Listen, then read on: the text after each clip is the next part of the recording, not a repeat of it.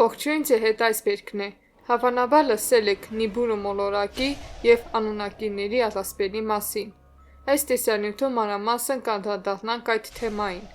Կհասկանանք ինչպես է ծագել այդ ատասպելը և ինչ է եղել իրականում շումերական գրականության մեջ։ Բաժանորդագրվեք ալիքին և մենք սկսում ենք։ Նիբուրուի և անունակիի ատասպելի մասին։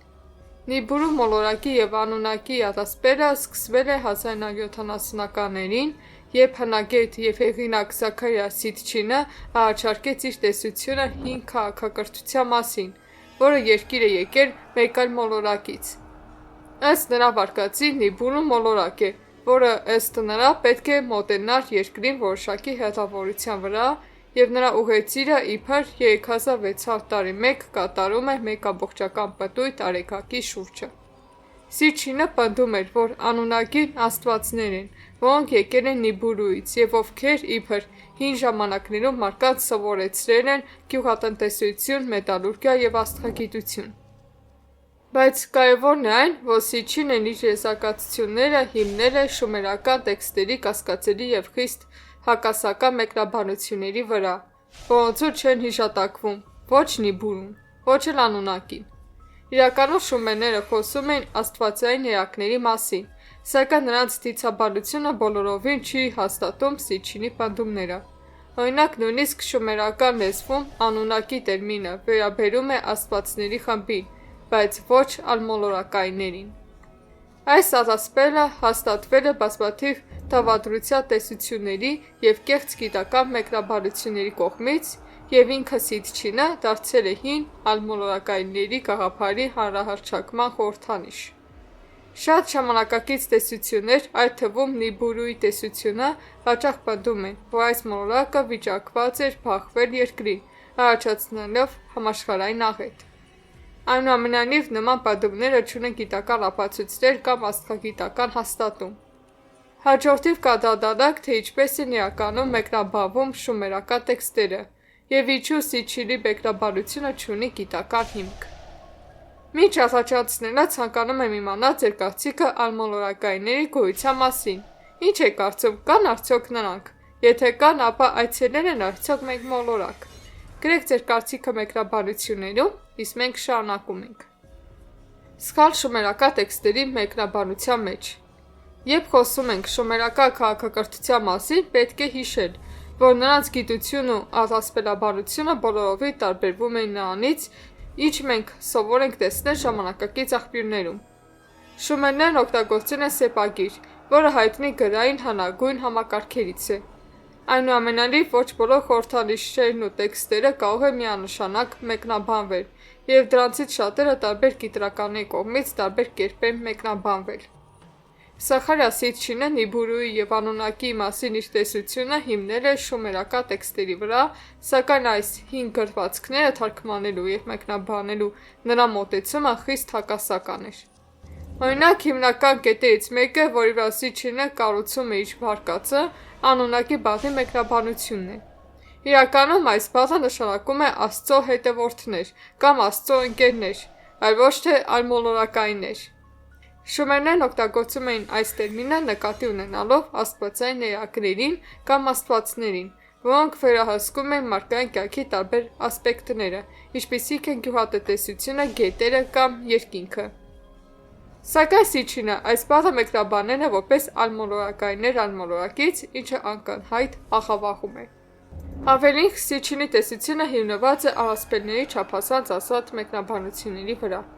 Իր ստեղծագործություններից մեկում ալմոլորակայինների հետ կապ ստեղծելու համար նա օգտագործում է աստվածներ երկնքից կամ էակներ հեռավոր մոլորակից արտահայտությունները։ Սակայն շումերական դիցաբանության մեջ այս արտահայտությունները չեն նշանակում ճանապարհորդություն այլ աշխարհներից, այլ ավելի շուտ խորհրդանշում են աստվածների կապը երկնքի հետ, փոխաբերական իմաստով։ Սա բնորոշ կրոնական սիմվոլիզմ է, որը հայտնաբերվել է հին մշակույթների մեծ մասում, որտեղ աստվածները հաճախ պատկերվում են որպես գոյություն ունեցող ավելի բարձր տիրույթներում, բայց ոչ որպես ալմոլորակայիններ այլ մոլորակից։ Կարևոր է նաև նշել, որ հին շումերները մեզ ոչ մի հիշատակում չեն թողել Նիբուրու մոլորակի մասին որպես իրական օբյեկտ, և նրանց աստղագիտական դիտարկումները չեն հաստատում այս մոլորակի գոյությունը իրենց գիտական տվյալների մեջ։ Շումերները աստղագիտության իսկական վարպետներ էին, դիտում էին մոլորակները և աստղերը, բայց նրանց ուղեցրերի և բնութագրերի մասին նրանց գիտելիքները հիմնված էին տեսանելի օբյեկտների դիտարկումների վրա, այլ ոչ թե Սիչինի տեսությունում առաջարկված հիպոթետիկ մոլորակի վրա։ Այսպիսով Սիչինի մեկնաբանությունները անտեսում են հնագույն առասպելներին բնորոշ ենթատեքստն ու սիմվոլիկան և ստեղծում է շումերական քաղաքակրթության իրականության ամբողջովին նախավախված պատկեր։ Հաջորդիվ կանդրադառնանք, թե ինչու Նիբուրու տեսությունը չունի գիտական հիմք։ Մինչ առաջացնելը ցանկանում եմ նշել, որ այս թեմային անդրադարձել է նաև Լենդեր Շոու ալիքը մոտ 2 ամիս առաջ։ Նկարագրության մեջ ես կտեղադրեմ այդ վիդեոյի հղումը, իսկ մենք շարունակում ենք։ Նիբուրուի առասպելի գիտական ստուգում։ Այժմ եկեք մեր ուշադրությունը դարձնենք հարցի գիտական կողմին, այն է, ինչու Նիբուրու մոլորակի առասպելը աստղագիտական կամ ֆիզիկական ապացույցներ չունի։ Համաձայն Սիչինի տեսության, Նիբուրու մոլորակ է, որը ենթադրաբար շարժվում է Արեգակի շուրջ իր էլիպսաձև ուղեծրով և 3600 տարի մեկ ամբողջական պտույտ է կատարում։ Նա պնդում է, որ այս մոլորակը պետք է մոտենա Երկրին աղետալի հետևանքներ առաջացնելով մեր մոլորակի համար։ Այնուամենայնիվ, աստղագիտությունը չի հաստատում այս պնդումը։ Նախ հարեգնակային համակարգի մոլորակները շարժվում են իրենց կայուն ուղեծրերով և այդ ուղեծրում ցանկացած մեծ փոփոխություն, օրինակ նոր մոլորակի տեսքը, պետք է գրանցվեր ժամանակակից աստղագիտական դիտարկումների միջոցով։ Աստղագետները վերջին մի քանի տասնամյակների ընթացքում ուշադիր հետևում են երկնքին և չկա որևէ ապացույց, որը հաստատում է Սիչինի նկարագրած ուղեծրով մոլորակի գոյությունը։ Երկրորդ, եթե Նիբուրու մոլորակն իրոք գոյություն ունենար և ունենար նման ուղեծիր, նկատելի կլիներ նրա ազդեցությունը արեգնակային համակարգի այլ օբյեկտների վրա։ Օրինակ, նրա գրավիտացիոն ազդեցությունը կխաթարեր հայտնի մոլորակների, աստերոիդների և գիսաստղերի ուղեծրերը։ Սակայն այս օբյեկտների շարժման մեջ անոմալիաներ չեն նկատվում։ Օրինակ, ամենահզոր աստղադիտակները, ինչպիսիք են Հաբլը, տիեզերական աստղադիտակը կամ ռադիոաստղադիտակները, չեն կարողացել հայտնաբերել նման մոլորակ արեգնակային համակարգում։ Ավելին, եթե Նիբուրու մոլորակն իսկապես գոյություն ունենար, այն չէր կարող աննկատ մնալ աստղագետների կողմից հազարավոր տարիներ։ 21-րդ դարում տեխնոլոգիաների զարգացման հետ մեկտեղ մենք կարողանում ենք մեծ հեռավորությունների վրա գտնվող առարկաներ դիտել, իսկ անհայտ մոլորակի նշաններ չկան։ Մենք տեսնում ենք բոլոր հայտնի մոլորակները և նրանց արբանյակները, ինչպես նաև աստերոիդներ և գաճաճ մոլորակներ, ինչպիսին է Պլուտոնը։ Աստղագետները չեն գտել անսովոր օբյեկտներ, որոնք կարող են նույնականացվել որպես Նիբուրու։ Նիբուրուի առասպելը կենդանի պահելու համար նրա կողմնակիցները հաճախ օգտագործում են աստղագիտական իրադարձություններ, ինչպիսիք են արևի խավարումները, մոլորակների անցումը երկնքի որոշ մասերով կամ գիսաստղերի հայտնվելը կեղծ ենթադրություններ ստեղծելու համար։ Օրինակ, նրանք պնդում են, որ երբ Նիբուրուն մոտենա, դա համաշխարհային աղետ կառաջացնի, թեև խավարումների նման իրադարձությունները պարբերաբար տեղի են ունենում և բացատրվում են գիտական օրենքներով։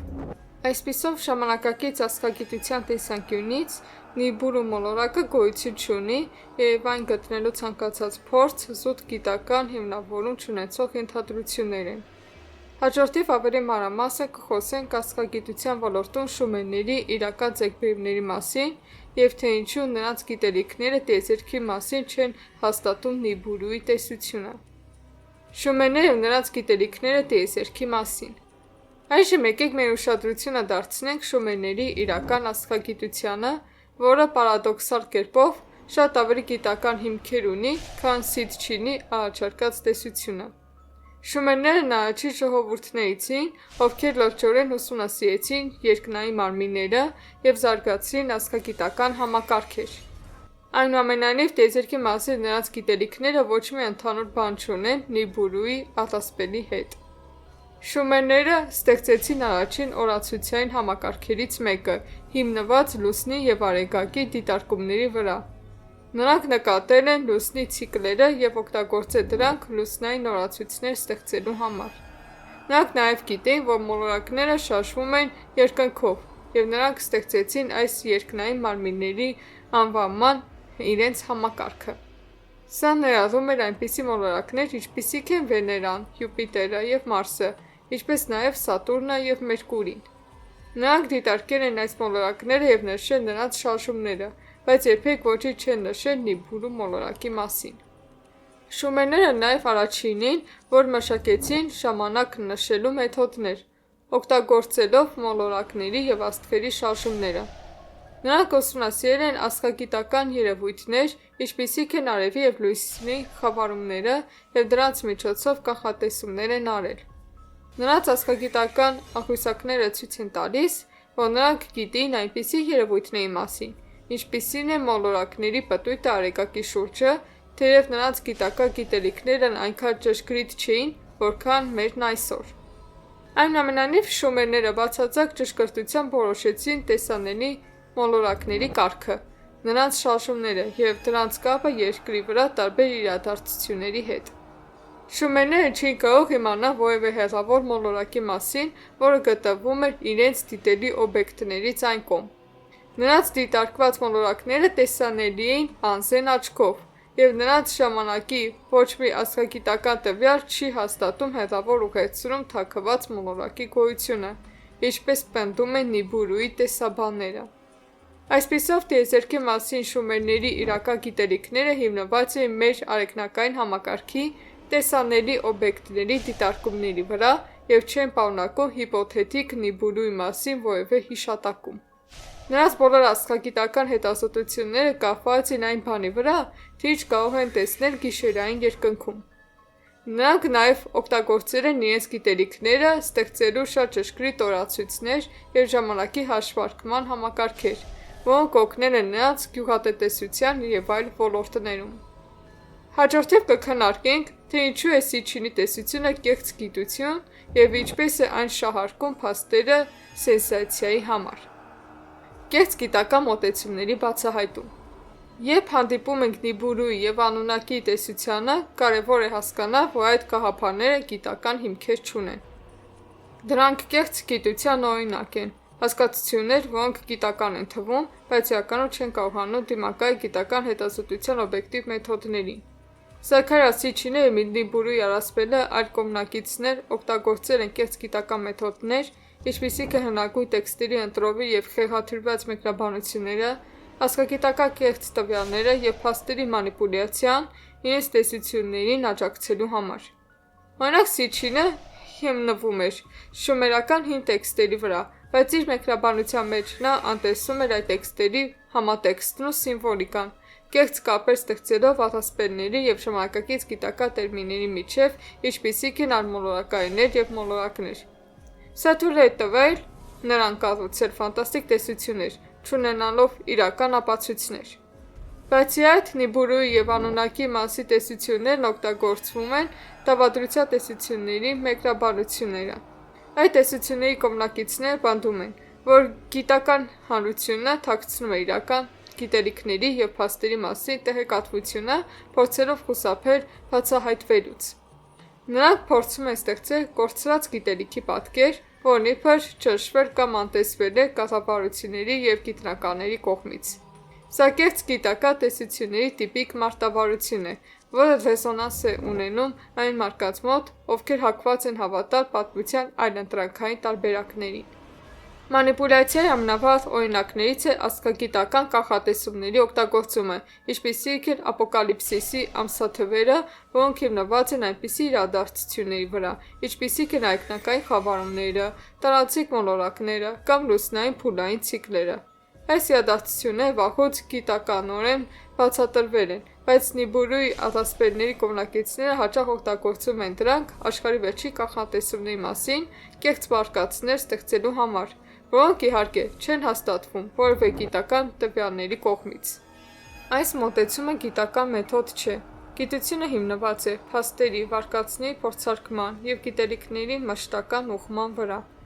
Կեղծ գիտությունը հաճախ օգտագործում է մակերեսային փաստարկներ, որոնք չեն կարող դիտարկվել, փորձարկվել, վերարտադրվել լաբորատոր պայմաններում, գտնել պատճառահետևանքային կապեր, կատարել ճշգրիտ կանխատեսումներ եւ այլն։ Բացի այդ, այնպիսի տեսությունների ստեղծումը, ինչպիսին է երկրի մոտեցող արմատականների առկայությունը, նպատակ ունենալով ազդել մարդկության վրա, խաղում է վախերի եւ նախապաշարմունքների վրա։ Սա տեսությունների հեղինակներին հնարավորություն է տալիս շահարկել մարդկանց հույսերն ու համոզմունքները, նրանց առաջարկելով դժվար հարցերի հեշտ պատասխաններ։ Կարևոր է հիշել, որ իրակագիտությունը միշտ բաց է քննադատության, քննարկման եւ ուղղման համար։ Գիտական մոտեցումը պահանջում է ապացույցներ, փորձարկումներ եւ հիմնավորումներ։ Նիբուրուի եւ անունակիների մասին առասպելը մնում են չապացուցված եւ չունեն գիտական հիմք, եւ դրանց տարածումը ոչ չէ, քան մանիպուլյացիա եւ ապատեհեկատվություն։ Այսպիսով Նիբուրուի եւ անունակիի առասպելը չունի գիտական ապացույցներ եւ հիմնված է հին տեքստերի եւ աստղագիտական տվյալների սխալ մեկնաբանությունների վրա։ Շումերների գրվածքները չեն հաստատում արմատականների մասի տեսությունները։ Կարևոր է նման առասպելներին քննադատաբար մոտենալ հիմնվելով ապացուցված գիտական փաստերի վրա։ Տարածեք տեսանյութը սոցիալական ցանցերով, որպեսզի մյուսներն էլ իմանան Նիբուրու մոլորակի եւ անունակիների հակագիտական լինելը։ Բաժանորդագրվեք այս փրկարիքին, որպեսզի բաց չթողնեք նոր եւ հետաքրքիր վիդեոները։ Գրեք մեկնաբանություններով ձեր կարծիքը եւ լայքը չմոռանաք։ Մինչ հանդիպում։